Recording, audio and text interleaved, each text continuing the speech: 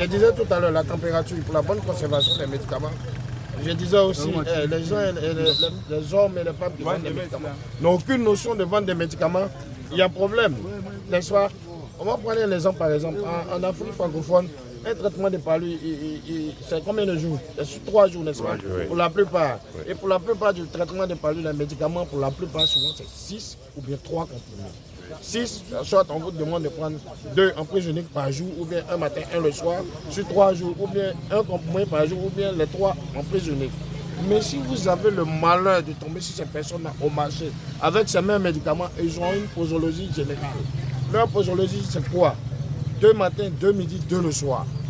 Il y a problème. Évitez ça. Nous avons fait la statistique dans le Grand Nord. 80% des cas de décès sont dus à ces médicaments de la rue. Donc ce qu'on vous dit là, c'est grave et c'est très important. Il faut que vous entendez. Vous comprenez? Parce que les médicaments que vous voyez dans la rue là-bas, quand bien même que la date de péremption n'est pas passée, ces médicaments sont datés. Parce qu'elles sont très mal conservées et elles sont là où elles ne devraient pas être. Pour ne pas dire qu'ils sont là où ils ne devraient pas être. Donc c'est grave. Encore, ce qui est dedans, chez nous ici, c'est que pour ces médicaments-là, il y a une peine de prison dedans. Je parle d'abord des consommateurs. Vous comprenez? Et ceux qui sont là pour prendre les gens par rapport à ces médicaments, c'est nous. C'est ce travail-là que nous faisons.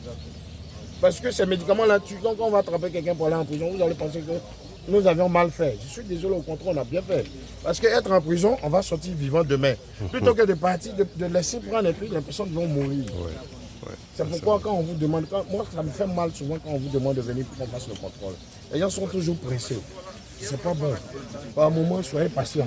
Merci beaucoup. Vous comprenez? La peine de prison pour les consommateurs ici, là, en Côte d'Ivoire ici, ça varie en fonction de la quantité et de la qualité du produit. Et la peine pour les consommateurs, la variance, c'est de 6 mois à 1 an. Prison, c'est-à-dire on vous fouille, on vous voit médicaments, c'est un médicament avec. On va vous surveiller en prison.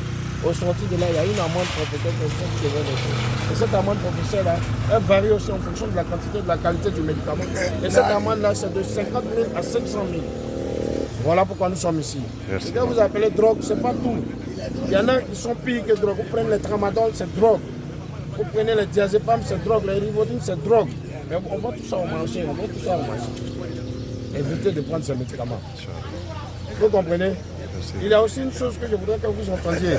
Les médicaments de pharmacie, il y a certains médicaments de pharmacie qui nécessitent ordonnance dans les corridors. Là. Ceux qui contrôlent, c'est nous. Est-ce que vous comprenez? La plupart de ces médicaments, vous prenez les médicaments de la liste 1 ou de la liste 1. Les deux se disent. Pour ces médicaments-là, si quelqu'un a un médicament, je peux vous montrer. Il y a un rectangle rouge. Vous comprenez? Et en dessous de ce rectangle rouge, j'envoie un autre rectangle qui est tout rouge. Parce que le premier rectangle là, il est tracé en rouge. Dedans est blanc, mais en dessous, il est tout rouge. Pour la plupart de ces médicaments, le fabricant, il a mentionné en bas, uniquement sur ordonnance. Qu'est-ce que ça veut dire? Sans ordonnance, vous n'avez pas le droit de détenir ces médicaments. Sans ordonnance, normalement, en pharmacie, on ne devrait pas vous servir. Mais aujourd'hui, ce n'est pas ce que nous constatons. Alors, pour éviter aussi que vous veniez, vous voyagez avec des médicaments sans que les ordonnances ne soient là, je vous demande pardon. Quand on vous donne une ordonnance à l'hôpital, vous partez en pharmacie pour acheter, c'est l'ordonnance qui va vous servir à l'achat des médicaments. Vous fourrez l'ordonnance dans le sachet, là où se trouvent les médicaments. De sorte à ce que, quand vous venez dans nos contrôles, quand on fait le contrôle, quand on voit le médicament, l'ordonnance est à côté. Parce qu'on ne peut pas comprendre que l'ordonnance, le médicament soit là, et puis l'ordonnance ne soit pas là. N'est-ce pas? Oui. Quand vous venez là, et puis vous n'avez pas votre carte d'identité, ça ne veut pas dire que vous n'avez pas carte d'identité. Mais ici, c'est ici on fait le contrôle. Quand vous n'avez pas là, est-ce que vous avez carte d'identité? Non. C'est pareil.